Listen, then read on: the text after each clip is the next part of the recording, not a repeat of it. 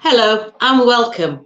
Welcome to this, our third event on CEA, or Controlled Environment Agriculture. And today's session is on Controlled Environment Agriculture, transforming community food production. So I have to do a mandatory disclaimer before we get into the exciting bit about hearing about Eagle Labs, our Agritech programme, and then of course from our speakers. We have asked Mark Haller from UK Urban Agritech and Charlie Guy from Letsgrow to join us today to provide us with some hints and tricks on what is CEA and the role it plays in our communities. The topics discussed today are an overview of options for you to think about to help you with your independent business research and decisions. So they aren't intended as recommendations or advice. So please remember as well that your business has its own individual circumstances. So the statements and views expressed may not be applicable or suitable for your business. So as I said, my name is Wendy Hewitson, and I am the Programme Manager for Barclays Eagle Labs and their Agritech programme. So for those of you who don't know, what are Eagle Labs? Who are we? What do we do? Barclays UK operates the UK's largest network of business incubators, which are the Eagle Labs. And we have over 650 technology startups connected through these labs across 26 locations in the UK.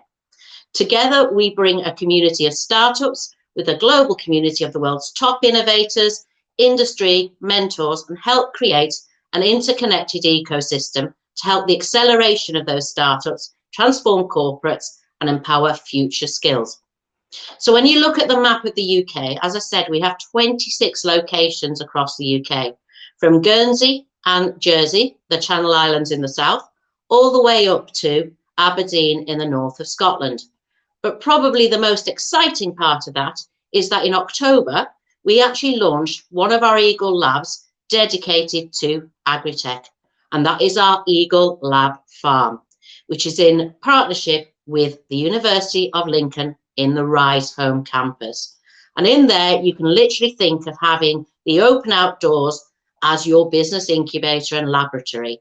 And it has many, many features such as vegetable fields, fruit polytools, beef cattle, sheep, and also a demo pack house and supermarket aisles. So as I said, what is the Agritech programme all about? Well, it's our vision to accelerate the UK's agricultural industry with the adoption of emerging technologies to thus increase efficiencies across the food supply chain, literally from field to fork. So be that from growing more food with less resources, to the use of robotics for planting and picking, or demonstrating how AI can improve resilience. We are empowering the industry to make better decisions on how to improve their business now and also for the future. So Agritech Eagle Labs are tailoring specifically to support those Agritech businesses by giving them access to the Eagle Labs network and the opportunities that brings. When you think of Agritech, Agritech is the use of technology and technological innovation to improve the efficiencies and outputs within agriculture. It's purely the application of technology to improve all the elements of farming and the growing processes. Some of those are examples we've discovered before, such as IoT with the use of sensors and drones, the use of AI, robotics, perhaps precision farming, or soil health and optimization. And this session is all around vertical farming and CEA, or Controlled Environment Agriculture. And next time, we're going to be looking at alternative proteins. So the reason behind why Agritech is so important to ourselves and to you. It is expected that the world's population is going to increase by a further 2 billion, from approximately 7.7 billion on the planet to 9.8 billion by the year 2050. And to do that, it's estimated we require an additional 60 to 70% more food.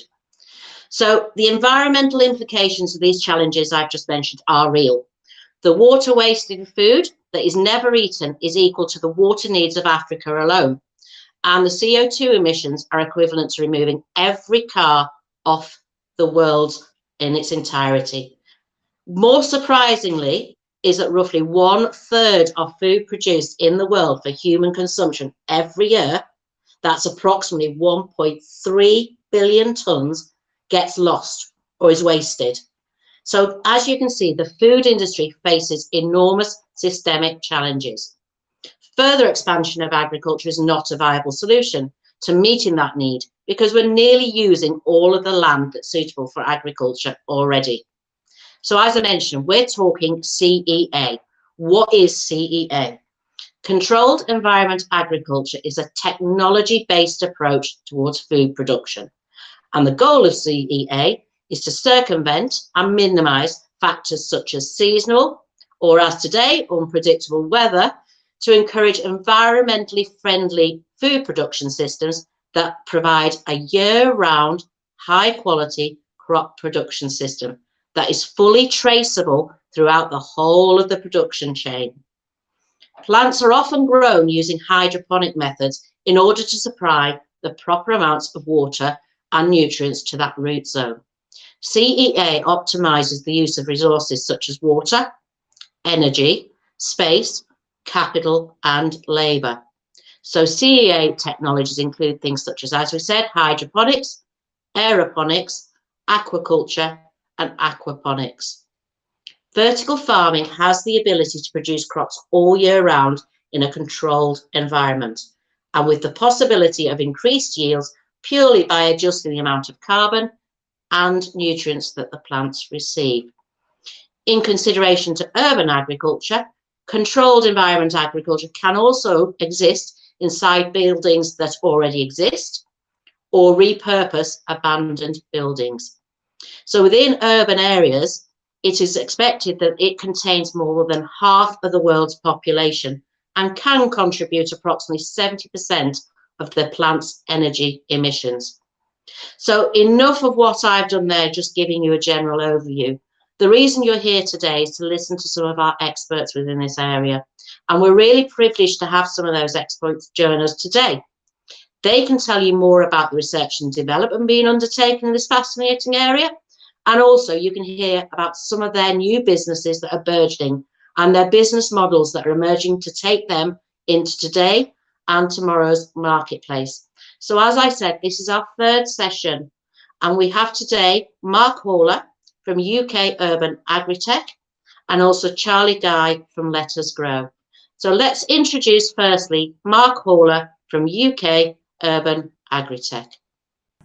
Hi Mark, how are you today? Hi, pretty good, thanks. How are you doing? Not too bad at all. I'm really looking forward to hearing about how you and the UK Urban Agritech are helping support this burgeoning industry. So I'm not going to steal your thunder, Mark. I'm going to hand straight over to you and have a good listen at what your presentation brings to me today. Brilliant, thanks. Okay, well, thank you for inviting me here today. I'm just going to start with a brief overview of what UK Urban Agritech is and what we do as an organisation. So I'll start with this, which is our kind of stock description, if you like. We bring together the UK's key players in modern agricultural technologies, you see there. And the key thing is that we're a cross-industry group. What we're really interested in is getting as many people together as we can and using that to amplify our collective voice and multiply the impact of our collective activity. I'll talk a bit more about that in a minute, but you see there some examples of how we go about doing that. And specifically in our context, we promote the uptake of agtech in urban and peri-urban settings by bringing those people together. So you can see there our mission and our vision. The mission is to mobilise and benefit the UK urban agritech community, which is the stuff I was just talking about a moment ago around sort of collective activities, particularly in the kind of pre-competitive space, I suppose you would call it, where there is advantage to everyone in collaborating together without impinging on their competitive advantage in other areas. And then the vision is to utilise urban agritech as a tool to achieve greater sustainability and resilience in the food system. And that's obviously what I'm here to talk about today, but also to expand the horizons of urban agritech insofar as we want to be able to start connecting those technologies, those companies and those systems together with other parts of the food system. And I'm definitely going to come back to that one later because that's a really important point. So you can see here, this is our list of current institutional members that span pretty widely across a whole variety of areas, from kind of technology suppliers to growers, educational projects, commercial projects, universities. It's a pretty mixed bag, and you can also see that the industry is growing pretty fast here in the UK, which is a great sign for the future. And then on top of that, which you can't see there, is we've got 50 or so individual members who comprise entrepreneurs who are yet to set up their companies, or academics working individually, a whole host of kind of students and researchers, particularly at sort of master's and PhD level, and also a sort of handful of policy and decision makers. And then the way we work as an organisation, aside from the kind of the board and the advisory board, is through these working groups. This is how we engage our membership. You'll see there you've got the 4 groups: research and expertise, policy and advocacy, education and outreach, and publicity and promotion.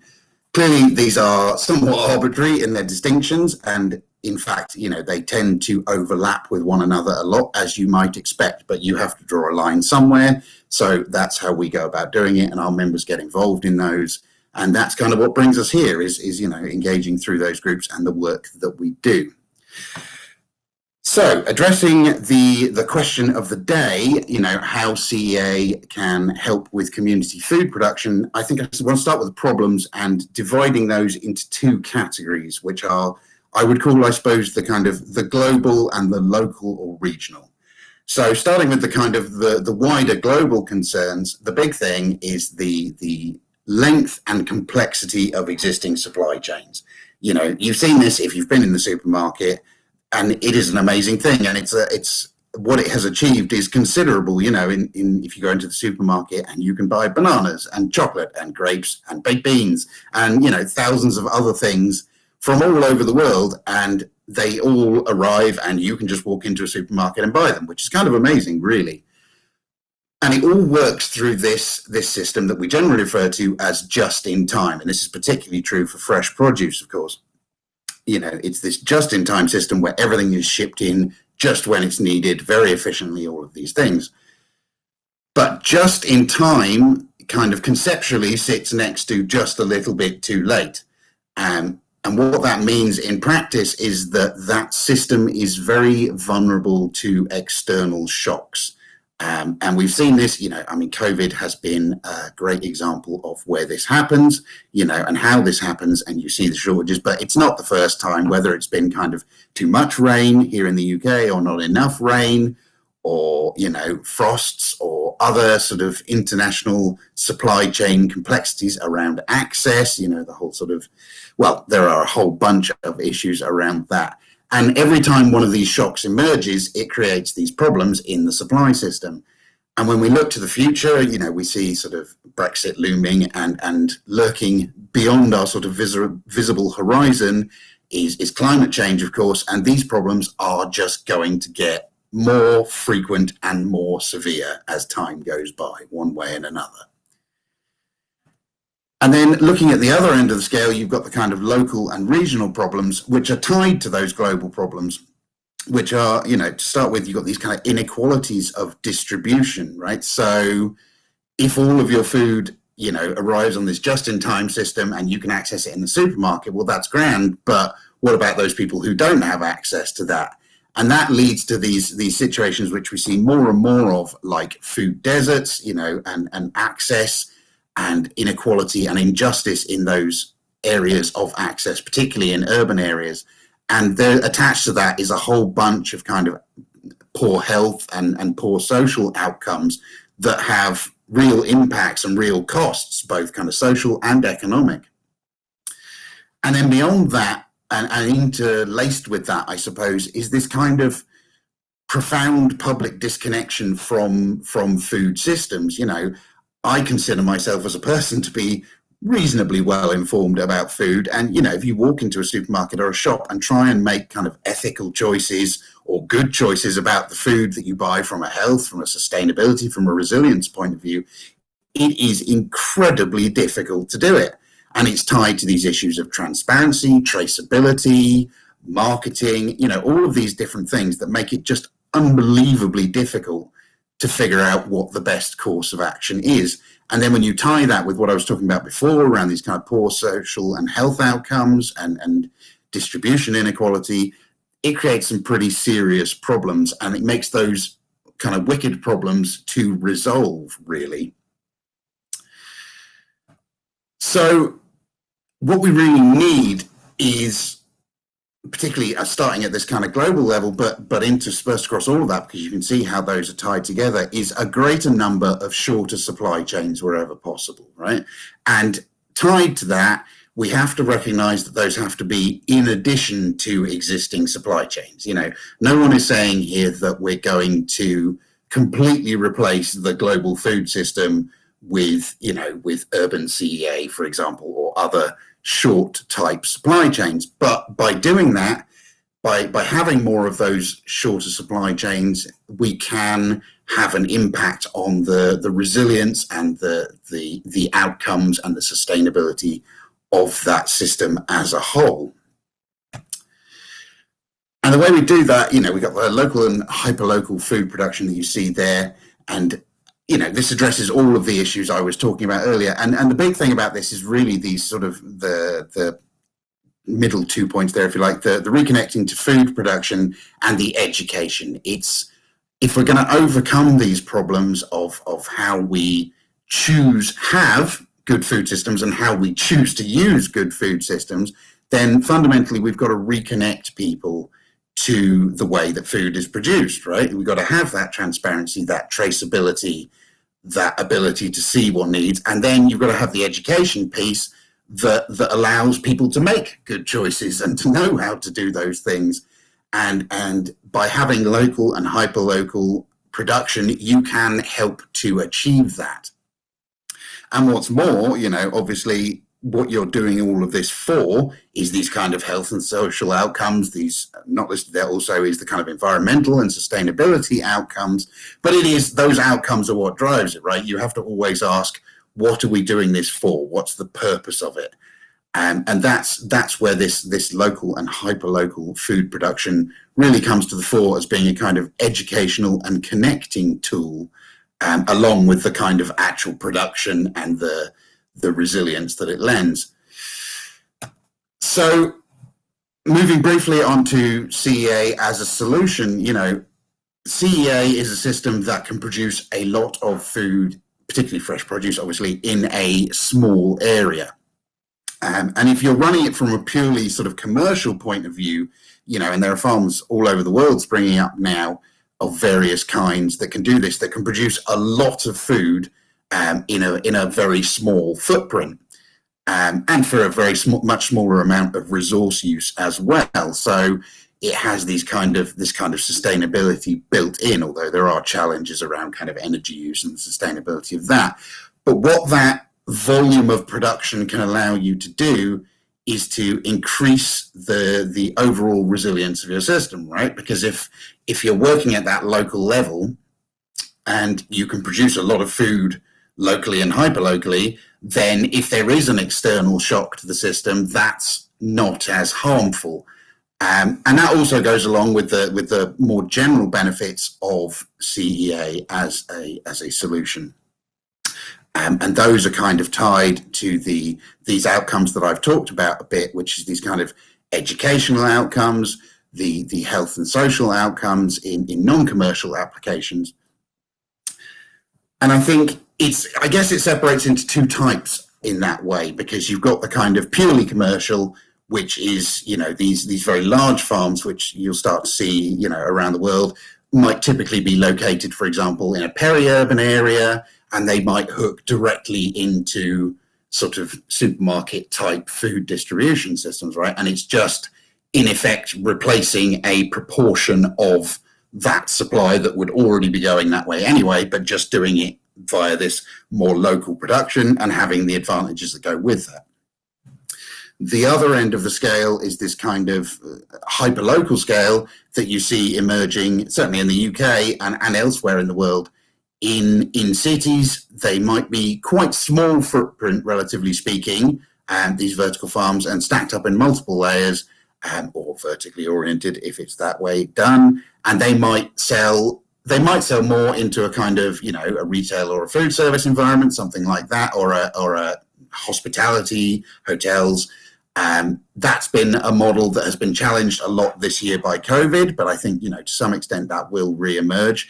But also selling direct to the community. We've seen a lot of these kind of farms, vertical farms in urban areas, beginning to operate sort of community-supported agriculture type schemes. The farm box, the order it online and it gets delivered by an e-bike to your door type of model. And that has real potential for addressing these kind of health and social impact type areas, because you can get people involved in that. And then also you've got the kind of educational projects that don't really have a purely commercial purpose, if you like.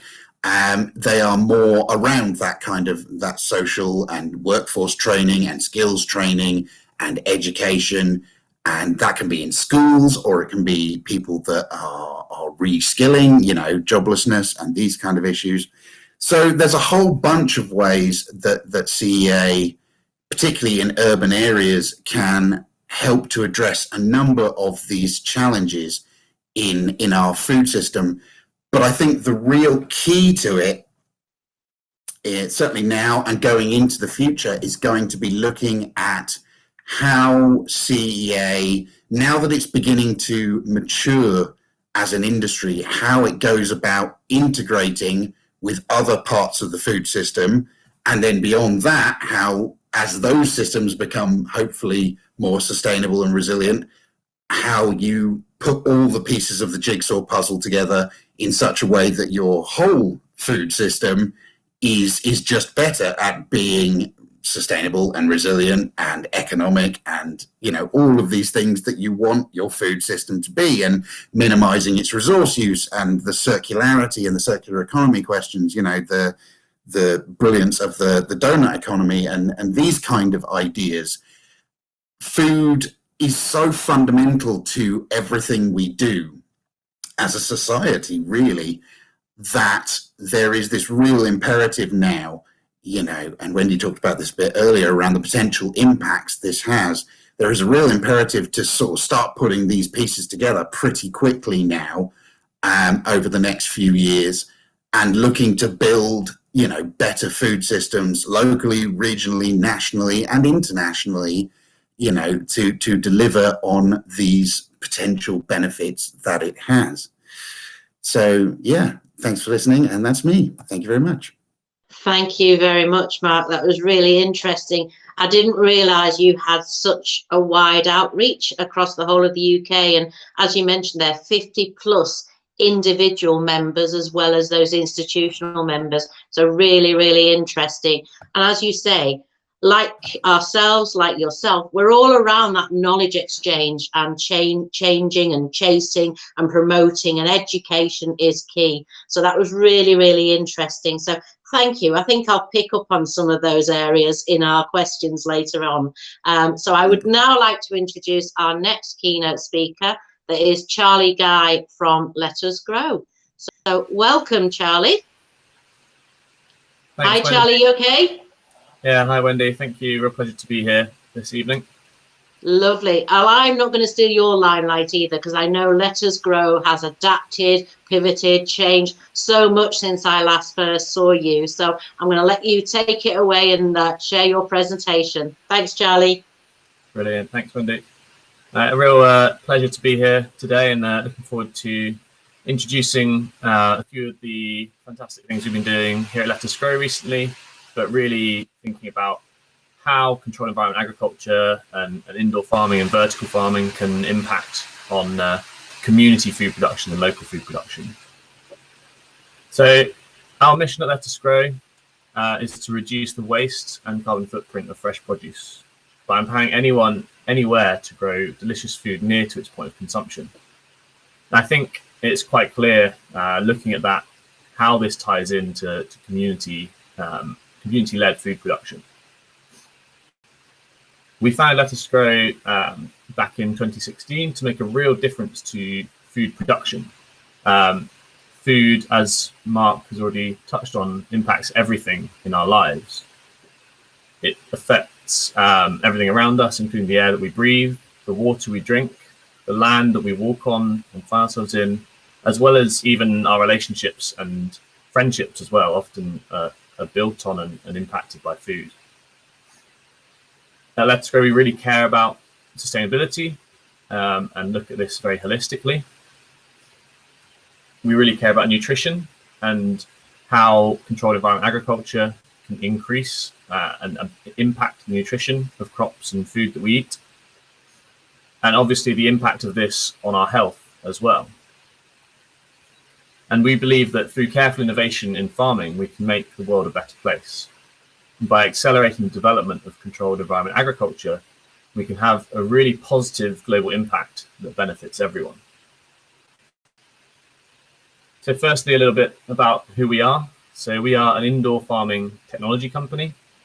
So we do a number of different things. We build equipment for greenhouses and vertical farms. We design farm management software, and we advance research into controlled environment agriculture as a whole.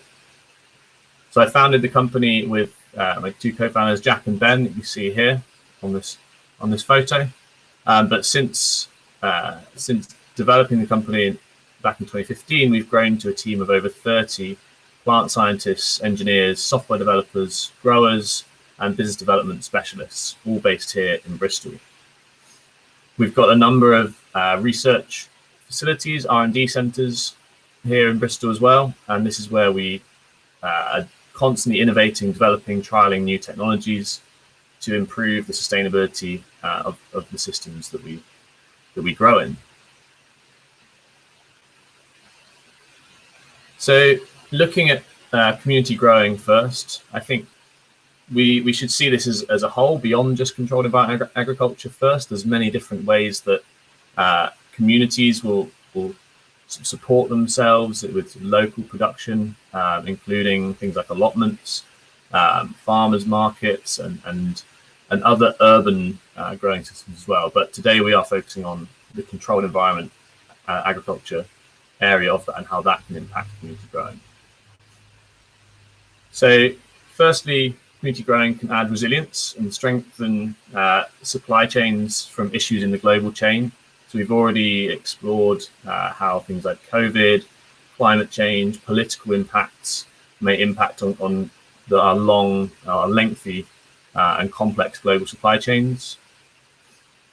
Community agriculture can provide hubs and a place for people to connect with each other, to interact with people in their community they might not previously have done so, and build relationships through that. They can also be a tool for educating people about food. This is a real concern when we look at how many people now work in food production compared to decades gone by. I believe in the UK it's now less than 5% of our total workforce work within food production. And finally, we can stimulate the local economy and support our own communities through local food production. I think this is really critical, especially when we consider both the urban and the rural community context. Secondly, I think we've got to acknowledge that community growing isn't easy, and growing overall isn't always easy either, even when you're armed with the latest technologies and latest tools as a farmer or a grower. We're all still at the mercy of things that can be beyond our control. So when you scale this down to a community level, this can have quite a few issues. So firstly, community spaces often lack the appropriate space or land to actually grow at a reasonable scale, or to grow safely sometimes as well, if you're thinking about the urban context. Secondly, as with all growing, weather and pollution can all be barriers to growing successfully. And another element within community growing is that knowledge sometimes can be, when it's not your day job or you're not an experienced grower, then there can be issues here as well. And thus, community growers often need to get creative to find solutions. So here in Bristol, there's a number of fantastic community growing initiatives from Incredible Edible, for example, who have edible food trails throughout the city, and yeah, other sort of smallholder type farms that use disused spaces. So you've often got to get quite creative to be able to grow for your local community. So looking at the benefits of indoor farming and controlled environment agriculture, we've already heard quite a few of these from Mark in his brilliant presentation just now, but immediately some of the headline benefits are using up to 95% less water than traditional farming because you can recirculate water and nutrients in these systems.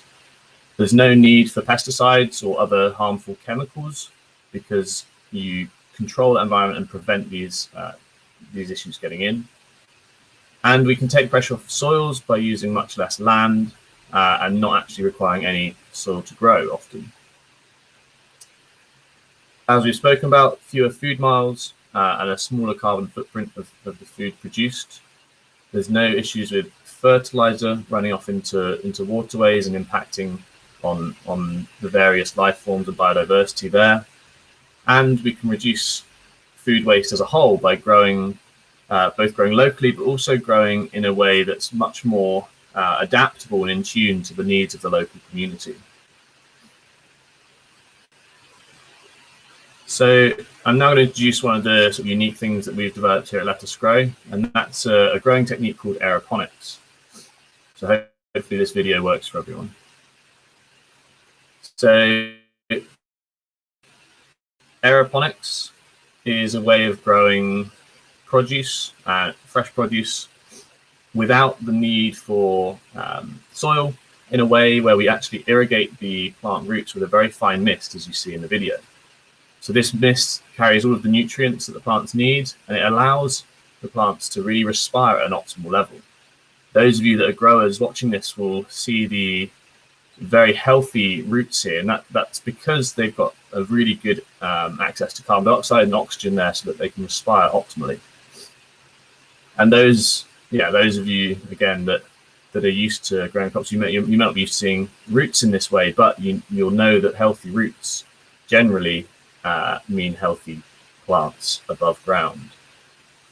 So through this technique, we're able to reduce water consumption even further, and we're able to increase the growth of crops in our system.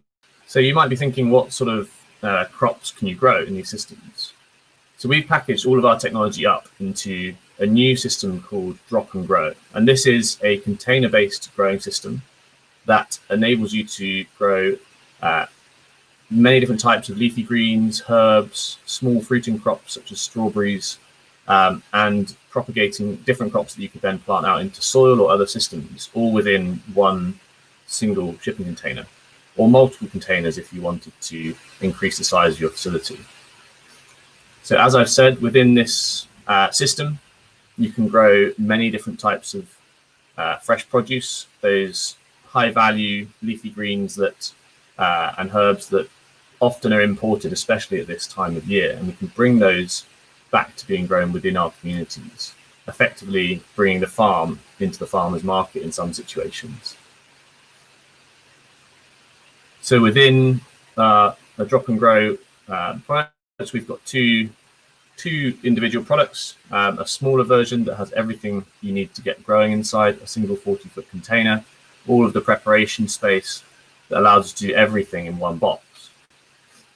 And then alongside this, we've got a larger version, which is designed to be scaled up with multiple of these containers next to each other, where you might be serving a larger community than the smaller Drop and Grow 24. And this really maximizes the amount of growing you can get inside one system, inside one container, allowing you to produce even more in the same footprint. So if we look at the benefits of this type of growing for you, firstly, and primarily, a question that's often asked is around taste. So crops grown in these systems really do taste fantastic, and a lot of that is due to the freshness. You can grow all sorts of herbs that may and crops that may traditionally have been imported, and yeah, because we can supply them much closer to where they're consumed, you can get a much fresher crop as well. Secondly, there's health and nutrition. So crops grown in these systems, as we've said, have abundant access to vitamins and minerals during growing, and therefore they can be, you can actually tune these through, for example, tweaking the lighting, the irrigation, the sort of nutrient profiles and the environment the crop grows in. So for example, you could tune the system to be simulating the sort of perfect Italian summer to grow really nutritious basil and really flavoursome basil. Thirdly, no need for herbicides, fungicides or pesticides.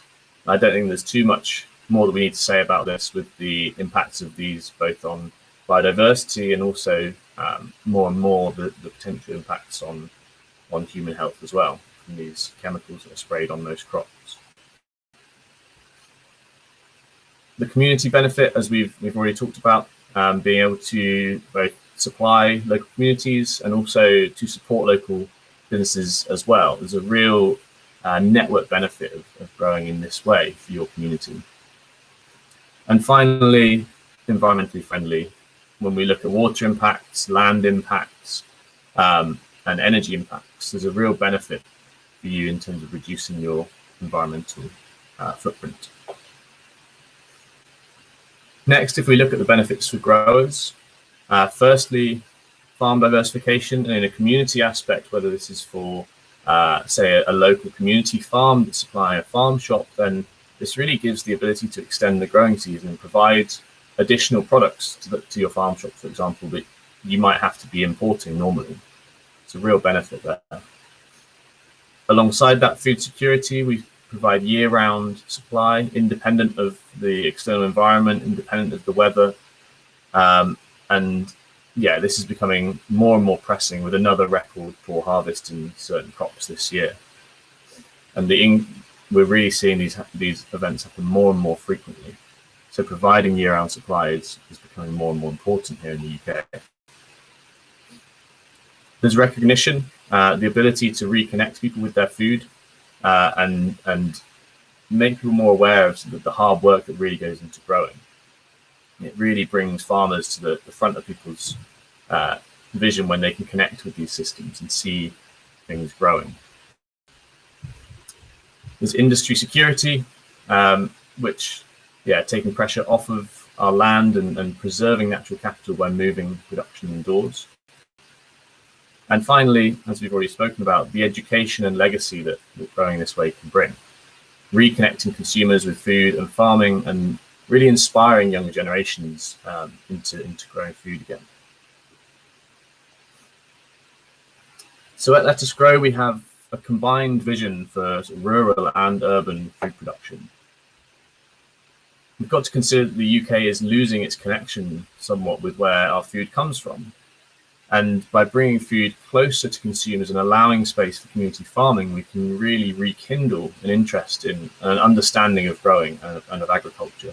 And this is really key to us and really important for how we see controlled environment growing and indoor farming. So we can have the same systems in a rural environment and an urban environment, therefore reconnecting people with these systems and bringing that idea of food production much closer to actually where a lot of the population live. And for example, in the urban environment, or in any environment, we can provide a real look into how these systems are growing, so people can really see and experience food and how it's grown firsthand. So to round out, we really are looking to help build a more connected food system and providing a future for the next generation where there is much greater connection with where our food comes from.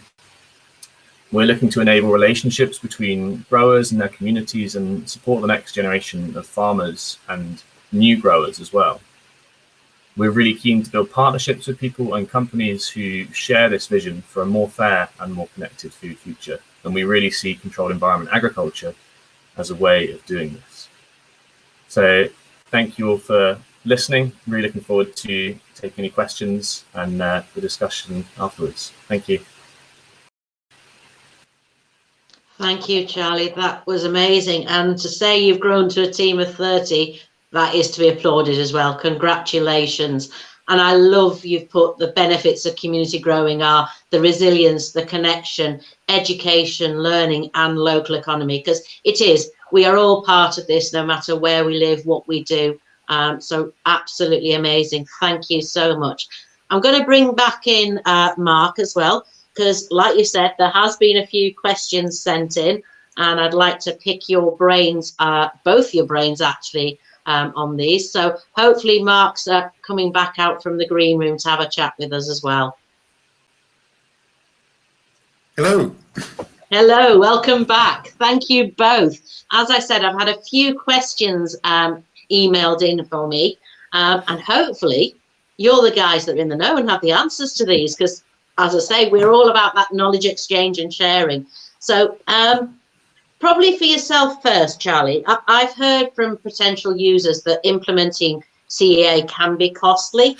Are there any other commercial offerings that you feel are truly cost effective in the marketplace yet? I mean, is yours one of those?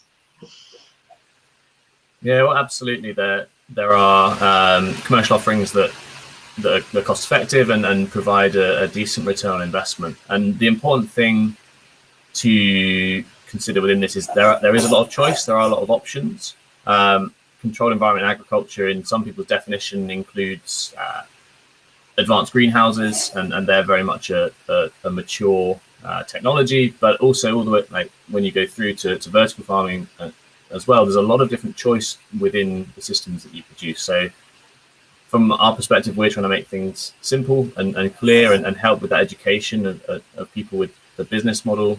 So yeah, it really does. There's a lot of sort of different market factors that have to be considered, but there's absolutely cost-effective, profitable offerings on the market. But I think leading on from that, for yourself, Mark, then, what do you see are the misconceptions around implementing urban agritech in your community? Misconceptions. That's an interesting question. I think the big misconception that happened initially, although I don't think it's such a problem anymore, was, but unfortunately it's hung around to some extent, was this idea that CEA and community growing was going to replace wider food production.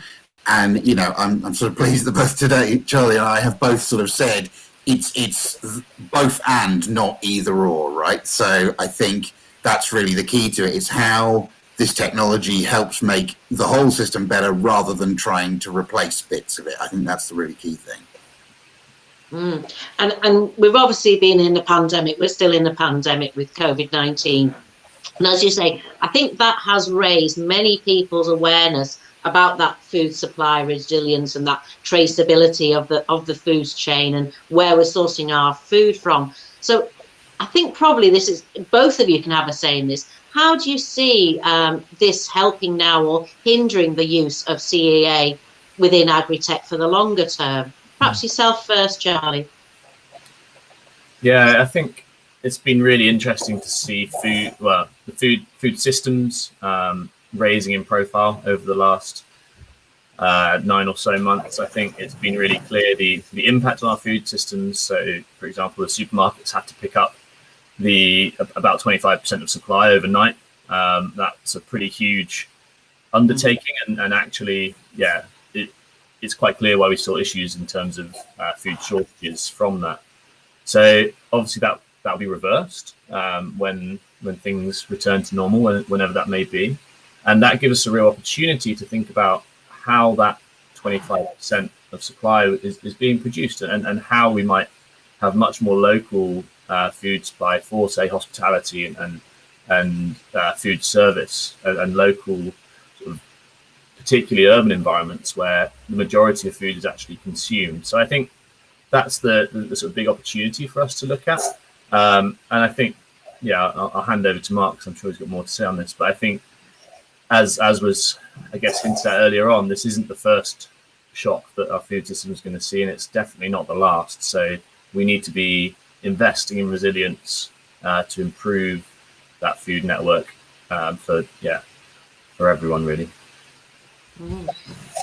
Yeah, I mean, I agree, Charlie. I think it's quite interesting with COVID because on the one hand, in the short term, you had a lot of sort of CEA operations were selling into restaurants and hotels and these kind of environments, right? So they've had to pivot pretty quickly in terms of who they're selling to, what their addressable market is, right, in the short term.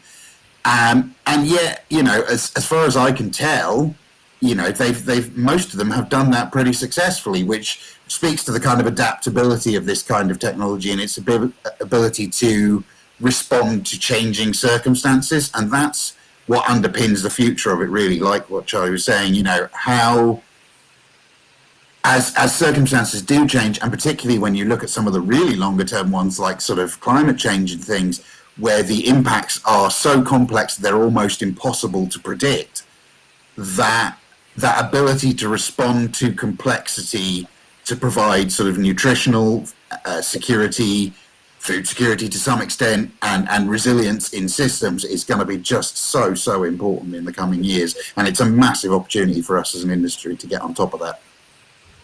So in that, it probably carries on quite nicely. What kind of support do you think the industry needs then? And who's going to be those great influencers to bring it to life going forward?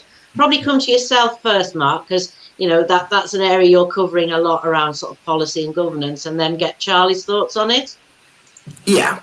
I mean, policy is the big one, obviously. This industry has kind of bootstrapped its way to success over the last few years, which has been, in a way, has been good because it's meant that there's very little slack in the system and it's been very efficient, and has led to that kind of agility. But if it's going to scale up to being a larger part of food systems, there's going to have to be that policy support, and there's going to have to be all sorts of engagement with all sorts of other organizations across the food world, and across the various sectors, not just primary production, but secondary and beyond, for how this all sort of fits together, into the bigger picture.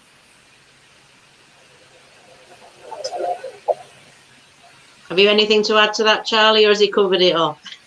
No, I guess there's a few sort of parallels that I'd draw with the renewable energy sector, which is my background, and the understanding, I guess, considering how we can increase adoption, reduce barriers to entry for growers, and make the technology more accessible. And then part of that is going to be through policy and potentially sort of incentive schemes, because if we really want this to make an impact, then we need to be able to scale up adoption and help people, much like we're doing here on the education piece and making more people aware of it, but actually make it more tangible for farmers and growers and communities to adopt. So I think there is some assistance that can be brought in at government level. There's already brilliant engagement in terms of academia to see the benefits, and UK UAT is doing a great job of connecting the industry and encouraging connections there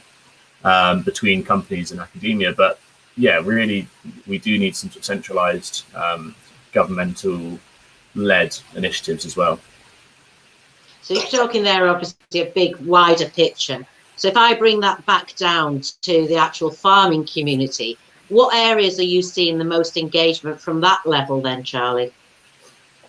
Yeah, I mean, the real driver for us is in terms of inquiries and people that we're working with, is people looking for an ability to have a more secure business, and that is often driven by the environmental impacts that climate change is already having for farmers here in the UK.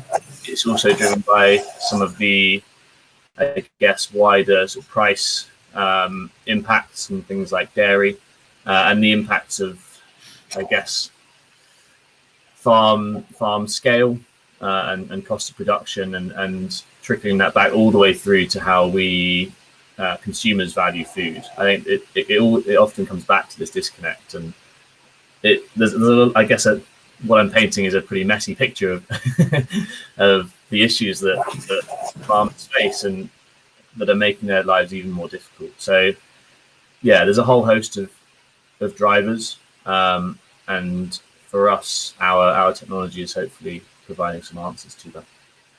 Fabulous. So just one final question then, Mark. You're obviously involved in this, as say, from both the academia and both the startup small area as well, you know, where they're looking at community food production, as you said, peri-urban. Who do you think are the enablers that are going to bring these technologies together?